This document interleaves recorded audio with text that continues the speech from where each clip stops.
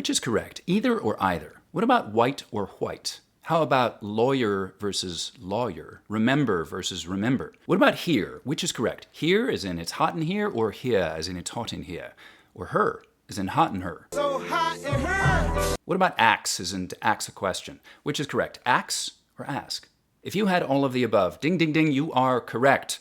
All native speaker pronunciations, all native speaker words, all native speaker grammatical constructions are equally correct. They're different from each other, sure, but what we know from linguistics, from the scientific study of how language varies and changes, how it all works and fits together, is that all native speaker accents and dialects are linguistically equal. They're all systematic and complex, capable of eloquence and basically serving any purpose their speakers need them to. Different dialects only differ in social prestige, in how highly we rate different ways of speaking, or how much we denigrate or dismiss them.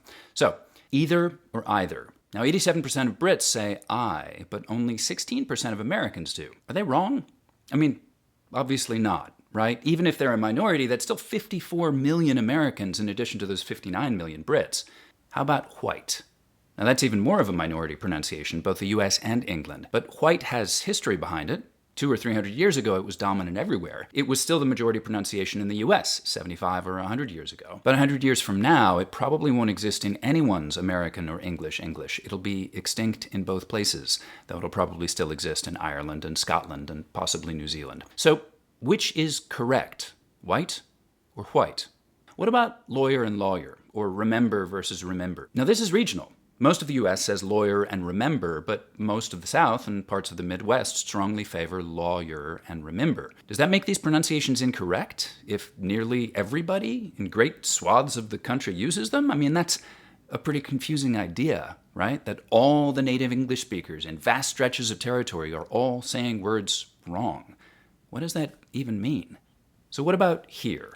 Here, with an R, is obviously the majority American pronunciation, but nobody thinks here or here with no R is wrong, as long as we're clearly in an English context. That's the majority pronunciation there. And that's really the point. If we don't have any problem grasping that both here and here can be correct because one is American and one is English, then why should we have a problem with the idea of lawyer or remember being just as correct as the alternatives? Because they are. And if here and here are equally correct, then what about her, as in Nellie's This is a common pronunciation in Black American English in a bunch of places, especially in St. Louis, where Nellie's from, as well as cities like Memphis and Washington, D.C. So again, we have millions of native speakers whose default pronunciation is her. In what meaningful sense can we say that her, therefore, is incorrect? What we're really talking about here is social prestige. Now, I'll talk more about this in another video, but Standard American English is just a dialect that happened to get lucky by being in the right place at the right time. It won the lottery. That's what it takes. That's all it takes to get to be the standard pronunciation or the standard version of a language. Correctness, when we're comparing native speaker dialects to each other, is just social prestige. That's it. That's the only thing. My dialect won the lottery. I mean, that's great, but it doesn't make it any better or any more correct. Ask versus ax? Yep, same story. And so by all means, ask me a question in the comments. But this one gets people really worked up, and it's got a super interesting history too, so I'll make another video on it soon. In the meantime, stay cool, people, and celebrate your accent, whatever it is.